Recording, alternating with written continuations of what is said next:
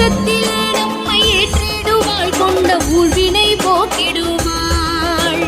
சர்க்கரை வள்ளியும் செங்கரும்பும் தித்திக்கும் மாதுளை